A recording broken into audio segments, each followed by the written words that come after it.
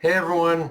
Okay, so let's just cut to the heart of this chapter. According to Loki, he met Rox when he was a long time ago when he was just a boy, and much like with Luffy meeting Shanks, he wanted to join up with him, but was not only rejected, but but in Loki's case, Rox rejected him and beat him to near death for good measure. And which is an obvious stark contrast to Shanks, who, while rejecting Luffy, still encouraged him to go out there and pursue his dream. Like with Rox, the moment Loki met Rox, all of his ambitions, all of his dreams were crushed in an instant, and it really does reinforce the parallel between him and Luffy, that while one was encouraged to carve out a piece of the pie for himself, the other was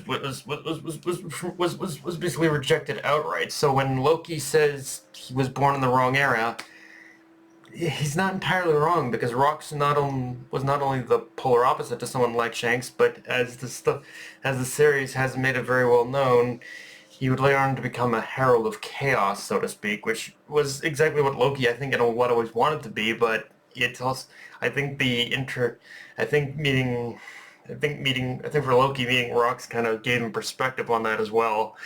And in saying that, this chapter does beg the question of what Rox was even doing on Elbaf to begin with. The only immediate answer I can give is that he was seeking out more to learn about Nika and the war, although that in itself begs the question of why the academic interest in such a topic. And that reason is likely why he would go on to invade God Valley, and unfortunately failed to accomplish whatever it is he wanted to accomplish. Also, even though we still haven't gotten the actual backstory yet, I feel this conversation with I feel this conversation with Loki also gives us a little bit more of an understanding of Loki's intentions, which is I think the encounter with Rox really gave him some PTSD and made him paranoid to the point of prioritizing the idea of strength for the purpose of protecting Elbaf. But in that singular focus, it did also lead to some of his more antagonistic actions, which, like, for example, his antagonism towards Harudin. Like, he's in a way, I think a lot of what Loki has done in the past, what people perceive as evil, I think was in in a very backwards way his way of trying to give the citizens of Elbaf a wake-up call that there are sometimes times when peace just can't isn't enough in order to well, keep the peace, more or less. Um, with that said, yeah, the insanity doesn't stop there either. As the middle of in the middle of all the chaos to protect the children, Gunko makes a big move, exposing herself to the Straw Hats to seemingly kidnap Colin, along with the others, and that again really shows the government's looking to nab as many kids as they can, not just the ones they've already got hypnotized. And yeah, I'm not gonna lie, because of how Oda has orchestrated this whole current situation on Elbaf, it's feeling more and more like Elbaf and the Straw Hats have to lose this. Like, I don't want to believe the Straw Hats will lose against Gunko or the Holy Knights, but simultaneously, it's kind of hard to ignore the possibility of it happening, because it feels like they need to lose something first in order to truly understand what it means in order to actually fight back. The only the only wild card again in all this situation is Loki himself, and the question of how much setting Loki free will turn the tide on this whole mess. Because right now it feels like Elbaf has no other choice but to trust in Loki that he is going to ultimately step up and protect it. But although I am but simultaneously it's like, yeah, Loki is kind of the only one at this point who might be able to help do something. Him and the Straw Hats just need to get back together again too. Like, I think divided, the Straw Hats are at a weak point.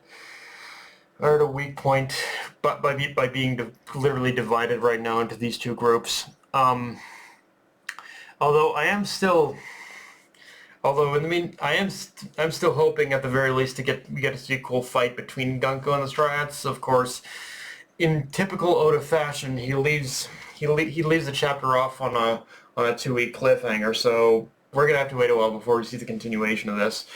Um, and yeah, not much more to talk about, although I should probably mention the stuff with Goldberg and the fact that his shield is a homie, apparently, like, which was brought to life during, and supposed, according to him, an expedition the Giants set out on to kill Big Mom. So I imagine that had to have happened at some point later after the whole Sheep's House incident. The question is when when it happened is when the expedition happened is still a mystery, though, because the implications again seems to, because whether it happened before or after God Valley is the bigger question, because if it's the former, then that would mean the Giants possibly came into blows with rocks as well, but I'm imagining I'm thinking it's the latter, as I don't imagine the Giants wanting to intentionally pick a fight with rocks, even if to get to Big Mom. But yeah, there's definitely, I will say this, there's definitely a couple of questions. There's definitely more than a couple of questions this particular chapter raises of like what exactly what exactly happened?